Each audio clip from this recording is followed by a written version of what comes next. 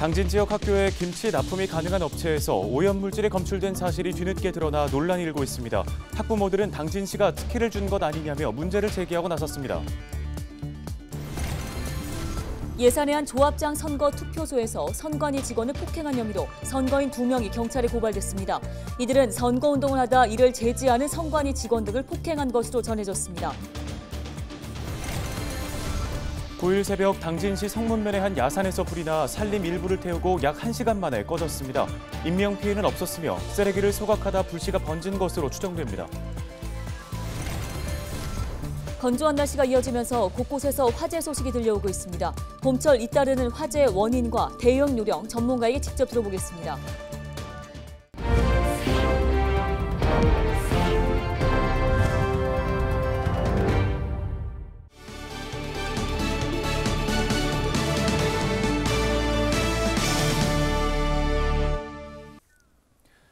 여러분 안녕하십니까? 헬로티비 뉴스입니다. 학교 급식에 식재료를 납품하기 위해서는 품질이나 위생 등의 평가를 받아야 하는데요. 당진 지역 학교에 김치를 납품할 수 있는 업체가 사용하는 지하수에서 오염물질이 검출됐다는 의혹이 제기됐습니다. 네, 뿐만 아니라 당진시가 해당 업체들에 특혜를 줬다는 목소리가 나오고 있는데요. 어찌된 일인지 정호석 기자가 취재했습니다. 당진 지역 학교에 김치를 납품하기 위해 지난해 수질 검사를 받은 A업체. 제조 과정에서 사용하는 지하수에서 오염물질인 질산성질소가 기준치보다 높게 나왔습니다. 해당 성분의 통과 기준치는 리터당 10mg인데 지난해 수질 검사 결과 리터당 12mg이 나왔고 올해 1월 재검사에선 리터당 9mg으로 기준치를 통과해 최종 납품업체에 선정됐습니다. 기준치 이상의 질산성질소가 체내에 들어오면 산소 운반 능력이 저하돼 유아에게 청색증을 유발할 수 있습니다. 학부모들은 당진시가 이 같은 사실을 알고도 조치를 취하지 않았다고 주장했습니다.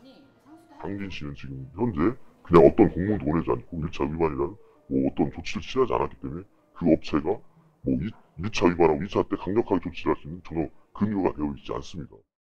또 학교 급식 납품업체를 선정하는 과정에도 문제가 있었다고 말합니다. 심사위원 구성과 심사위원을 추천해주는 단체를 변경하고 A업체를 포함한 지역업체에 가산점을 주는 등 특혜를 준 거 아니냐는 겁니다. 심사위원을 선정한 과정에 투명하지 않고 또 심사위원들을 모집하는 과정에도 투명하지 않고 설명이 전혀 없기 때문에 그런 의혹이 드는 것 같습니다. 이에 대해 당진시는 가장 최근 검사에서 질산성질소가 기준치 이하로 낮게 나왔기 때문에 문제가 없다는 입장입니다.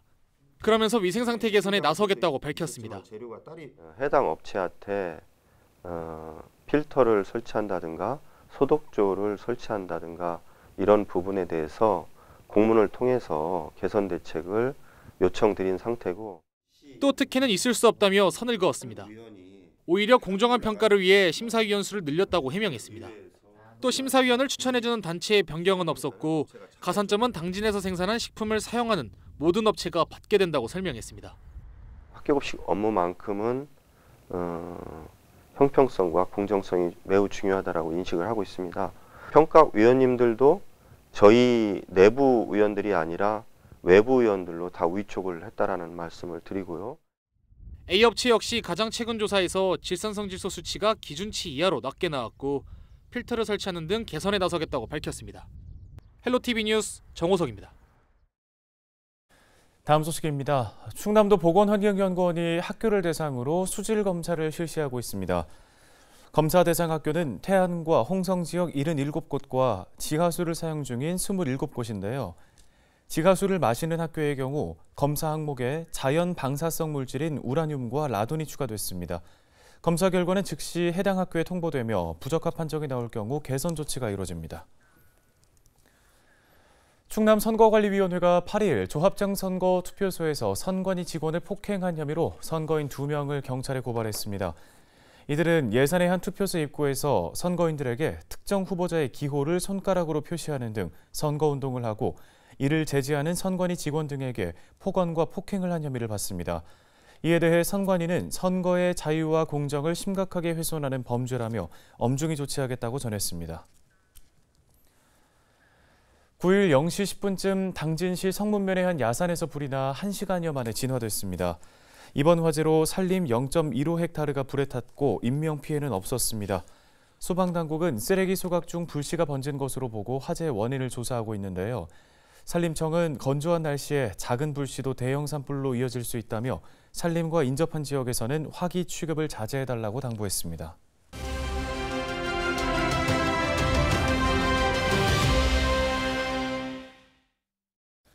다음 소식입니다. 주택이나 시장, 공장이나 산 등 곳곳에서 화재 소식이 들려오고 있습니다. 봄철 화재의 원인과 대응 요령 짚어보겠습니다. 네, 경민대학교 소방안전관리과 이용재 교수가 전화 연결돼 있습니다. 교수님, 최근에 이제 봄이 오고 날씨가 건조해지면서 화재가 곳곳에서 잇따르고 있습니다. 이 봄철 화재 주요 원인은 어떻게 볼 수 있겠습니까? 기본적으로 봄철은 건조하고요. 그다음에 추운 날씨 속에서 이제 따뜻해지니까 긴장감이 많이 풀리고 그러다 보니까 그 부지에 의한 그 봄철 화재가 그 봄철에 1만 4천여 건 정도가 발생하고 있는데요. 그 중에 약 6,600여 건, 53% 정도가 봄철에 좀 집중되는 경향이 있고요. 그 다음으로는 이제 정기적인 요인이 23%로 좀 두 번째로 높고요. 이런 순서로 이제 그 화재 발생 빈도가 나타나고 있고요. 특히 그 부지에 의한 그 담배불 같은 경우는 전체 화재 건수 중에 약 40% 정도로 가장 많습니다. 그것이 더 조심해야 될 부분이 이 봄철인데요. 이런 그 봄철에 불씨를 방치한다거나 음식물을 또 산행이라든지 인근에서 그 뭐 쉴 수 있는 이런 인근에서 음식물을 조리한다거나 또는 그 쓰레기 소각 농자재, 폐 농자재라든지 뭐 이런 것들이요. 그런 소각에 의한 게 약 한 10% 정도 이런 순으로 나타내고 있습니다. 그래서 특히 봄철에는 화재 발생 비율이 야외에서 나는 그런 화재가 많습니다. 그래서 특히 그 등산이나 야외 활동 활발해지기 때문에 이런 산행 중에는 아예 나이타 같은 불을 낼 수 있는 이런 물품을 소지하지 않는 게 정답이고요. 그 다음에 그 폐자재나 이런 생활 쓰레기 같은 경우요. 이런 것들은 원래 소각 안 하는 것이 좋은 것이라고 벌써 증명이 됐고요. 그 다음에 꼭 해야 할 경우라면 어쩔 수 없이 그렇다면 바람이 불지 않는 날, 인근에 어떤 불이 쉽게 옮겨불 수 있는 그 가연재가 없는 곳, 또는 소화기라든지 하다못해 물통이라도 하나 준비해 두시고 소화하는 게 중요하겠고요. 그 다음에 소각 후에도 아예 흙으로 덮어버리든지 또는 물을 부어서 완전히 끄든지 어쨌든 간에 확실하게 불이 꺼졌는지를 확인해 두시는 게 가장 중요한 거죠. 그래야만 어떤 산불이나 기타 다른 그 화재를 예방하는데 가장 중요한 원칙이다. 이렇게 말씀드릴 수 있습니다. 네, 눈앞에서 화재가 발생했을 때 불을 끄는 게 먼저냐, 대피가 먼저냐 좀 선택의 기로에 놓일 것 같습니다. 어떻게 해야 하는지 행동 요령 한번 짚어주시죠. 제일 우선적으로 해야 될 것은 불이 나게 되면 불이야라고 크게 외쳐서 그것이 어디가 됐든 우리 집이 됐든 뭐 상가가 됐든 사무실이 됐든 어디가 됐든 불이야라고 외쳐서 빨리 인근 사람에게 알리는 게 가장 중요하고요. 물론 그거와 병행해서 또는 그 다음에 119의 정확한 주소 또 알 수만 있다면 무엇이 타는지 불난 장소가 구체적이 어딘지 이렇게 정확하게 119에다 신고해 주시는 게 그 화재를 진압하는데 아주 큰 도움이 될 수 있고요. 무엇보다 중요한 것은 화재가 났을 때 불 끄는 거 중요하죠. 그러나 그거보다 더 중요한 게 뭐냐면 인명 안전이에요. 사람 생명을 살리는 게 제일 중요하죠. 죽으면 절대 안 되죠. 그래서 제일 중요한 것은 불을 끄는 것보다 빨리 신속하게 대피하는 것이 제일 중요한 거죠. 그 다음에 여건을 봐서 불을 끌 수 있으면 끄는 거고 이렇게 행동하시는 것이 좋습니다. 예, 무엇보다 예방이 중요할 텐데요. 평소 어떻게 화재 예방하면 되는지 자세히 설명해 주실까요? 개인이라고 하면 우리나라 사람 모두 다죠.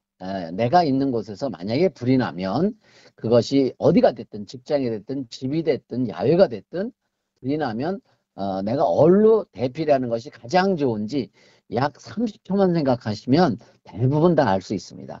평상시에 집에서 직장에서 이렇게 한번 생각해 보실 필요가 있고요. 그 다음에 우리 집에 우리 또는 사무실에 소화기가 있는지 없는지 반드시 확인해 두시고요. 없다라고 하면 구입하셔야죠. 그리고 구입해서 그냥 어디 안 보이는 데다 처박아 두는 것은 의미가 없습니다. 구입해서 현관이라든지 눈에 잘 보이는 곳이라든지 이런 데다 꼭 비치해 두시는 게 구입하는 것보다 더 중요합니다. 이 정도 말씀을 드리겠고요. 그 다음에 도시하고 농촌하고 조금 다를 수가 있습니다. 특히 봄철 같은 경우는 도심지에서는 이 산불이라는 게 아무래도 좀 발생 빈도가 낮죠. 그래서 어떤 일상생활 중에서의 전기화재, 여기에 좀 집중하셔야 되고, 그 전기화재 같은 경우는 조금 구체적으로 말씀드리면 문어발 콘센트도 위험하지만 어찌 보면 그거보다 더 실질적으로 위험한 것은 전기가 흐르기 어렵게 하는, 전선이 꼬여 있거나 접촉이 불량하거나 전선이 노후화됐거나 이런 것들이 화재 원인의 중요한 원인이 되기 때문에 특히 도심지에서는 그런 부분에 좀 중점을 두실 필요가 있고요. 농어촌 지역 같은 경우는 지금 말씀드렸던 그 전기 부분도 당연히 조심하셔야 될 부분이 있고요. 특히 그 농어촌 지역에서는 요즘에 산불도 많이 나는 시기고 들불도 많이 나는 시기이기 때문에 부주의에 의한 산불, 그래서 화기 취급 관리, 논두렁 태우거나 쓰레기 소각하거나 이런 거 하실 때 반드시 주의하셔야 되고요. 안 하시는 게 정답이고 하신다면 잔불을 확실하게 꺼진 것을 확인하시는 것이 훨씬 더 중요한 부분이다. 이렇게 말씀드릴 수 있습니다. 네, 오늘 말씀은 여기까지 듣겠습니다. 경민대 소방안전관리과 이용재 교수였습니다.